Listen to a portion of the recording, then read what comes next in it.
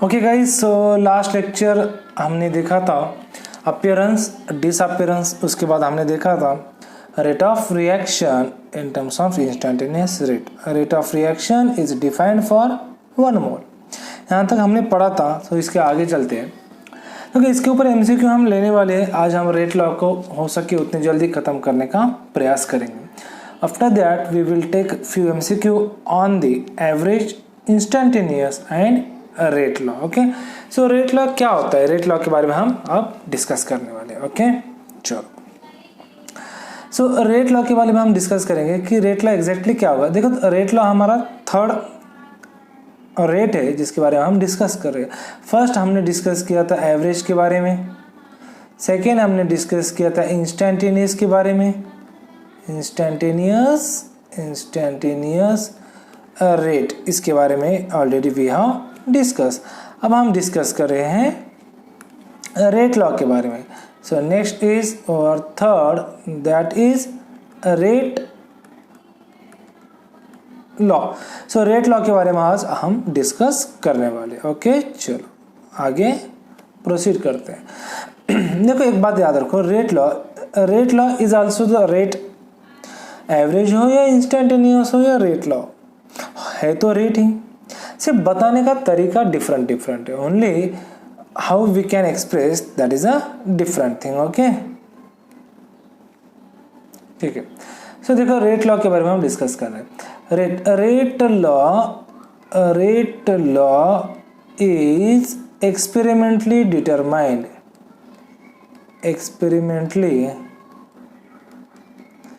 Determined, जो भी इसका जो रेट होता है वो एक्सपेरिमेंट से पता चलता है। Theoretically we can't write the rate law. Okay, rate law को हम थियोरेटिकली नहीं बता सकते, इट इज एक्सपेरिमेंटली डिटरमाइंड। चलो आगे चलते हैं। सॉरी, ओके, जैसे कि फॉर एग्जांपल मैं क्या बोल रहा हूँ, देखो बात को समझो। जैसे कि एक रिएक्शन है 2A + B गिव्स C। इसका रेट लॉ किस तरीके से लिखा जाता है? इसका रेट लॉ लिखा जाता है rate is equal to K is a reaction constant. Okay, this is a constant. So यहाँ पे लिखा है कॉन्सेंट्रेशन ऑफ रिएक्टेंट। हमारे पास दो रिएक्टेंट है, कौन से A एंड B। हमारे पास दो रिएक्टेंट है, हमने लिख दिया। अब इसका पावर लिखना है x एंड y। इसका मीनिंग क्या होता है? इसका मीनिंग होता है कि जो भी ये रेट है वो a के हिसाब से चेंज होगा, लेकिन कौन सा हिसाब होगा? x का हिसाब। जैसे x के जगह पे अगर 2 आ गया तो रेट कितने टाइम्स चेंज होगा? उसके स्क्वेयरिंग के हिसाब से चेंज होगा। देखो फिर से मैं बताता हूँ। तो अभी फिलहाल तो आपको इतना याद रखना है कि रेट इज इक्वल टू कैसे लिखा जाता है कि रिएक्टेंट का पावर x एंड रिएक्टेंट का पावर y। ओके, यहाँ पे x और y क्या है? x and y is what? Okay, so x and y के बारे में हम थोड़ा सा डिस्कस कर लेते हैं।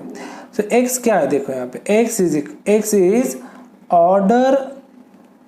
Order of reaction with respect to a। So order of reaction है with respect to a। Similarly y क्या होगा मेरा? y होगा order of reaction with respect to b। Order of reaction with respect to b, ये मेरा क्या होगा? y होगा। ओके, इस तरीके से हम रेट लॉ को डिफाइन कर सकते हैं। चलो इसको थोड़ा सा आगे लेके जाते हैं, इसको थोड़ा समझने की और कोशिश करते हैं। चलो देखो, जैसे कि फॉर एग्जांपल मैंने एक रिएक्शन लिख दी 3A + B + C gives D। ये रिएक्शन है। सो इसका रेट लॉ किस तरीके से लिखा जाता है? इसका रेट लॉ लिखा जाता है, रेट लॉ यानी कि nothing but the rate. Rate law क्या होता है? एक रेट ही होता है। लिखने का तरीका क्या है वो हम देखते हैं।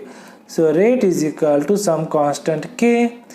यहाँ पे लिखना है कॉन्सेंट्रेशन ऑफ रिएक्टेंट। पहला रिएक्टेंट है मेरा A, बाद में मेरा रिएक्टेंट है B और बाद में मेरा रिएक्टेंट है C। ऐसे मेरे 3 रिएक्टेंट है A, B एंड C। लिख तो दिया, कॉन्सेंट्रेशन उनका मैंने लिख दिया। अब इसका पावर आ जाएगा x, इसका पावर आ जाएगा y और इसका पावर आ जाएगा क्षर। ओके, सो इस तरीके से इस फॉर्मेट में आपको रेट लॉ लिखना आना चाहिए। ओके, वन थिंग मैंने आपके ऑलरेडी लिख के दी है कि rate law is experimentally determined. चलो अब यहाँ पे x क्या होगा, x होगा ऑर्डर ऑफ, ऑर्डर क्या होता है वो भी हम डिस्कस करने वाले, order of reaction with respect to x। यहाँ पे क्या होगा, y क्या होगा मेरा, y होगा order of reaction with respect to b। Sorry यहाँ पे a नहीं आएगा, यहाँ पे क्या आएगा, सॉरी यहाँ पे आ जाएगा विथ रिस्पेक्ट टू a और यहाँ पे आ जाएगा विथ रिस्पेक्ट टू b। अब z क्या होगा मेरा, z होगा order of reaction with respect to c। इस तरीके से मैं इसे डिफाइन कर सकता हूँ। ओके चलो आगे चलते हैं। सो रेट लॉ के बारे में हमें कुछ बातें पता चली कि rate law is experimentally determined, यानी इसका मीनिंग क्या है, एक्सपेरिमेंटली डिटरमाइंड इसका मीनिंग होता है here value of x, y and z are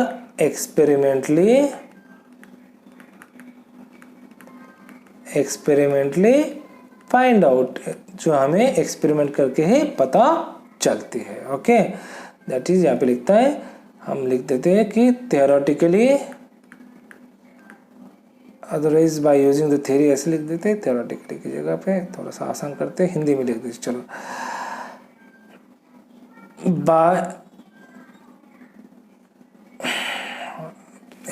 English में लिखते हैं। सो theoretically we can't get value of x, y and z। theoretically हमें इनकी वैल्यू पता नहीं चलती। ओके तो दो बातें आपको अब इसका कंक्लूजन है ना आते हैं कि सर 5 मिनट में आपने क्या पढ़ाया, आपने 5 मिनट में हमें क्या बताया। देखो 5 मिनट में मैंने सिर्फ इतना बताया कि rate law is experimentally determined और किस तरीके से रेट लॉ को लिखा जाता है। ओके और वहाँ पे जो x, y, z होते हैं वो होते order with respect to that particular reactant, order of reaction with respect to that particular reactant. चलो आगे चलते थोड़ा सा इसे। अब देखो रेट लॉ पे हम फिर से आने वाले हैं, उससे पहले हमें कुछ और बातें पढ़नी है, जैसे कि टाइप्स ऑफ रिएक्शन किस तरीके से हैं हमारे। सो टाइप्स, रेट लॉ पे हम फिर से आने वाले, 2 मिनट में हम रेट लॉ पे फिर से पढ़ने वाले। Types of reaction, so reaction के टाइप्स के बारे में हमें थोड़ा सा पता होना चाहिए। देखो there are 2 types of reaction, that is first is elementary reaction and second one is a complex reaction। अब एलिमेंट्री रिएक्शन क्या होती है और कॉम्प्लेक्स रिएक्शन क्या होती है, इसके बारे में हम डिस्कस करने वाले हैं। देखो एलिमेंट्री रिएक्शन यानी क्या होती है, सिंपल से लैंग्वेज में जो रिएक्शन एक ही स्टेप में कंप्लीट हो जाती है उन्हें क्या कहा जाता है, elementary reaction. Okay the reaction which completed in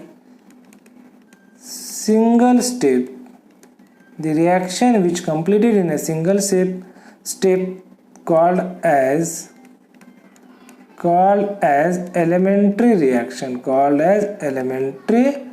reaction। जो रिएक्शन एक ही स्टेप में कंप्लीट हो जाती है उन्हें क्या कहा जाता है, एलिमेंट्री रिएक्शन। देखो इसके बारे में आप इनऑर्गेनिक ऑर्गेनिक केमिस्ट्री में अच्छी तरह से पढ़ते हो, वहाँ पे मैकेनिज्म नाम का एक कॉन्सेप्ट होता है। मैकेनिज्म आ रहा है यानी कि वहाँ पे इंटरमीडिएट बन रहा है, अगर इंटरमीडिएट बनता है तो रिएक्शन एक स्टेप में कंप्लीट नहीं होगी, सो ऑब्वियसली वो रिएक्शन क्या हो जाएगी, कॉम्प्लेक्स रिएक्शन हो जाएगी। सो अभी फिलहाल मुझे तो आपको इतना बताना है कि एलिमेंट्री रिएक्शन क्या होती है, इसके मैकेनिज्म के बारे में आई विल नॉट डिस्कस। ठीक है चलो एग्जांपल लेते हैं, जैसे कि A गिव्स B, एक सिंगल स्टेप है, रिएक्शन क्या हो गया हमारी, कंप्लीट होगी। So this reaction is your elementary reaction. चलो यहाँ पे आते हैं, अब कॉम्प्लेक्स रिएक्शन के बारे में थोड़ा सा डिस्कस करते हैं। देखो कॉम्प्लेक्स रिएक्शन क्या होगी, कॉम्प्लेक्स रिएक्शन होगी, आपको आइडिया तो आ ही गई होगी कि कॉम्प्लेक्स रिएक्शन क्या होती है। The reaction which completed in number of steps or otherwise is called as complex reaction, जो रिएक्शन स्टेप बाय स्टेप होती है, नंबर ऑफ स्टेप में होती है, उस रिएक्शन को क्या कहा जाता है, कॉम्प्लेक्स रिएक्शन कहा जाता है। फॉर एग्जांपल जैसे कि थोड़ा सा एक पेन चेंज कर देते हैं, हम ब्लैक ले लेते हैं, कोई दिक्कत नहीं। So A gives B step first, okay, B gives C step second, C gives D step third. अब फाइनली अगर मैंने इनका एडिशन कर लिया तो I will get A gives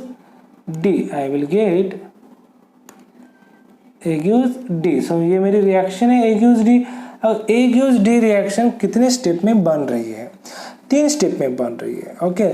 सो यहाँ पे इस रिएक्शन को क्या कहा जाएगा, कॉम्प्लेक्स रिएक्शन कहा जाएगा। इस रिएक्शन को क्या कहा जाएगा, कॉम्प्लेक्स रिएक्शन कहा जाएगा, ओके।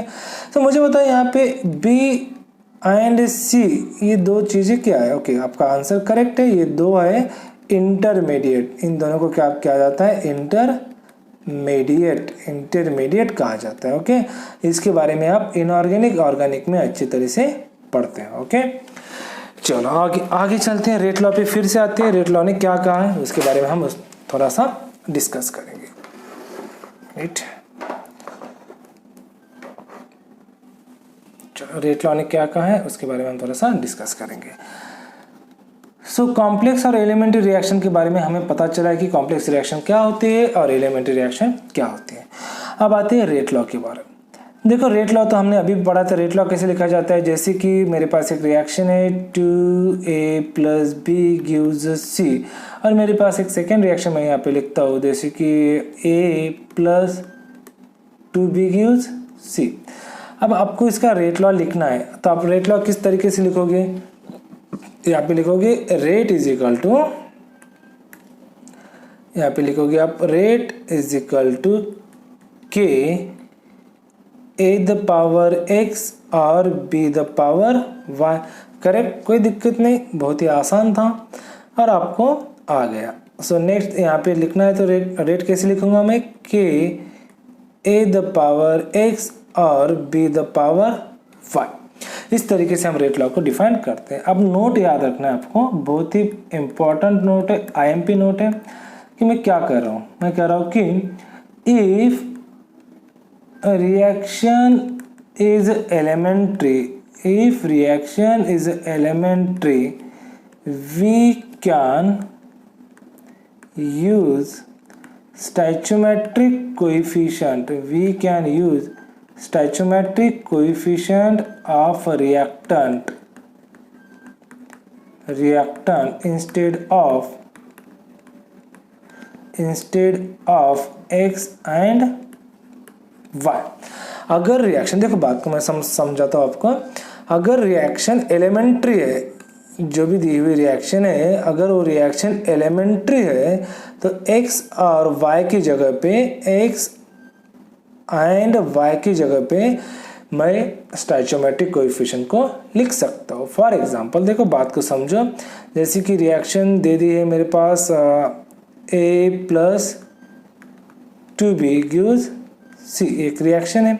अगर मैंने कहा कि ये एलिमेंट्री रिएक्शन है, अगर आई मेंशन दैट, अगर मैंने बता दिया है कि ये एलिमेंट्री रिएक्शन है तो इसका रेट किस तरीके से लिखा जाता है, ओके।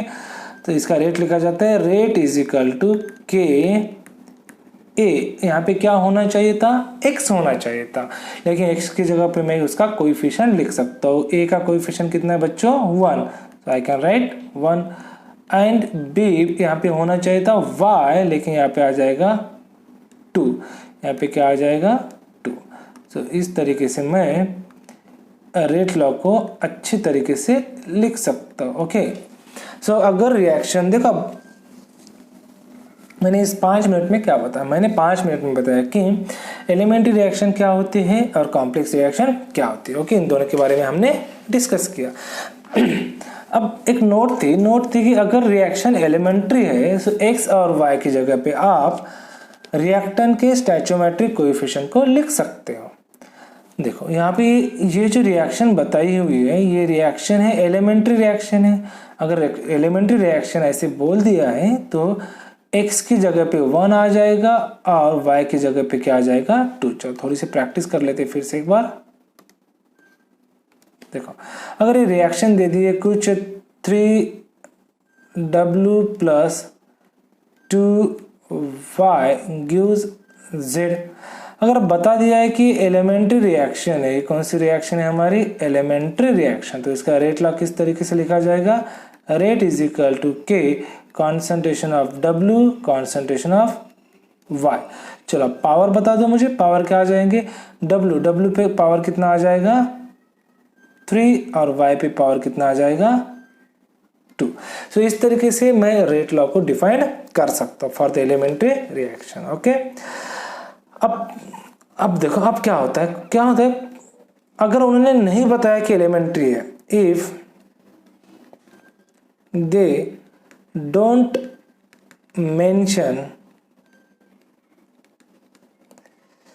रिएक्शन इज एलिमेंट्री और कॉम्प्लेक्स, अगर उन्होंने नहीं बताया कि रिएक्शन एलिमेंट्री है या कॉम्प्लेक्स है, यू हैव टू देन यहाँ पे लिख देता हूँ then you have to consider given reaction is a complex reaction. तो आपको क्या कंसिडर करना है, कॉम्प्लेक्स। तो फॉर एग्जांपल जैसे एक रिएक्शन दे दी है N2 plus 3H2 gives 2NH3। तो इस रिएक्शन का रेट लॉ अगर आपको लिखना है, मुझे बताओ यहाँ पे मेंशन किया उन्होंने बताया कि रिएक्शन एलिमेंट्री है या कॉम्प्लेक्स है, नहीं बताया। अगर उन्होंने नहीं बताया तो रेट इस तरीके से मैं लिख सकता हूँ, rate is equal to k concentration of N2 concentration of H2। N2 का पावर कितना आएगा 1 नहीं आएगा, क्या आएगा x, और H2 का कितना आ जाएगा y। अगर बताया होता एलिमेंट्री तो क्या आ जाता 1 एंड 3, लेकिन यहाँ पे उन्होंने नहीं बताया, इसका meaning we have to consider the power x and y। Okay, आ गया समझ में अच्छे तरीके से। चलो थोड़ा सा आगे चलते हैं। सो यहाँ पे हमारा खत्म होता है रेट लॉ, तो इसके ऊपर थोड़े से क्वेश्चन लेते हैं। देखो चेंज नहीं हुआ ये। ओके, सो क्वेश्चन कुछ अलग तरीके से भी पूछा जा सकता है। जैसे क्वेश्चन है कैलकुलेट R2 by R1 यानी rate 2 by rate 1 for the below reaction. So reaction दे दी है A gives B। ओके, इस रिएक्शन के लिए इसका आगे लिख देते, बिलो लिखने की क्या जरूरत है। For the reaction A gives B whose rate law is। So इस रिएक्शन का रेट लॉ उन्होंने दिया है, rate is equal to k a to the power 2। मैंने अभी बोला था ना rate law is experimentally determine, तो उन्हें x की वैल्यू कितनी पता चली 2। जो भी एक्सपेरिमेंट कर रहे थे A gives B, जो रिएक्शन है उसका एक्सपेरिमेंट कर रहे थे, उन लोगों को x की वैल्यू कितनी पता चली 2 पता चली। इसका meaning A gives B is a complex reaction. Okay, चलो सो आगे क्वेश्चन को प्रोसीड। उस rate law is this much. So first किसके लिए हमें R2 by R1 निकालना है वो हम डिस्कस करेंगे। किसके लिए निकालना है, फर्स्ट व्हेन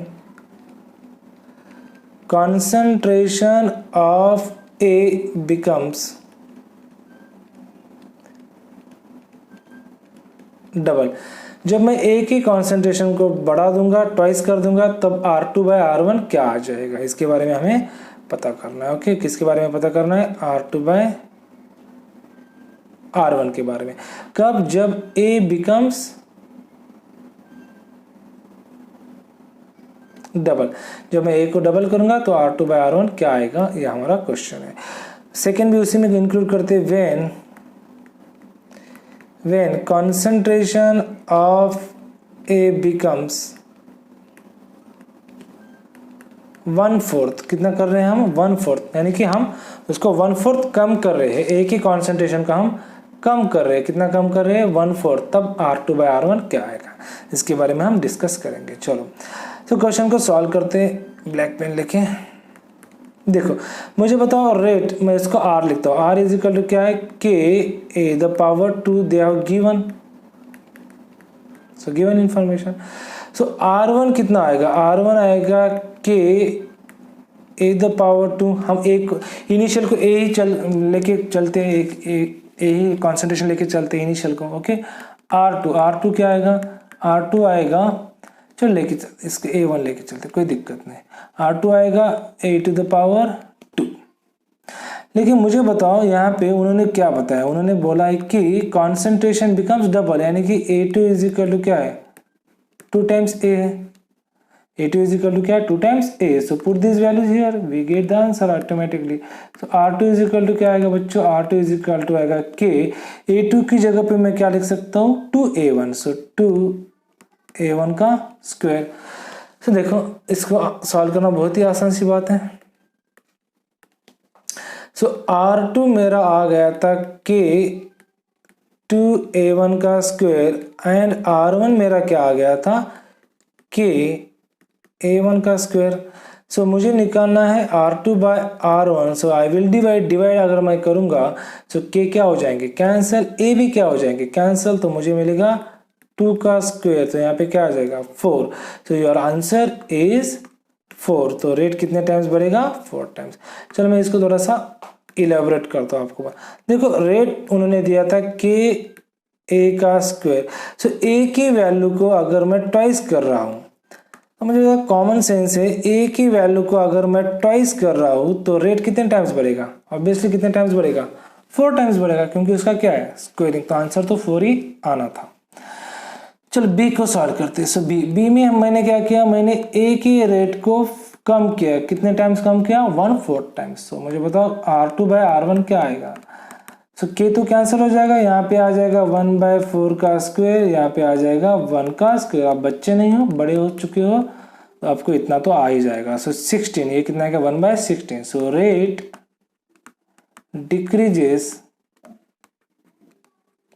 बाय 1/16। ओके, चलो ओके। सो और एक क्वेश्चन का हम थोड़ा सा टच करते हैं। So question is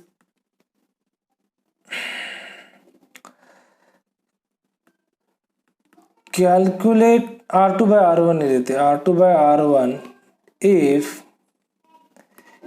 the concentration of A becomes 4 times and concentration of B decreases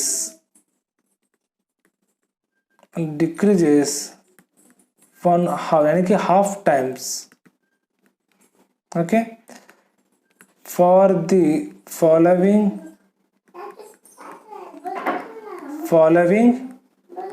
reaction है A + B gives C।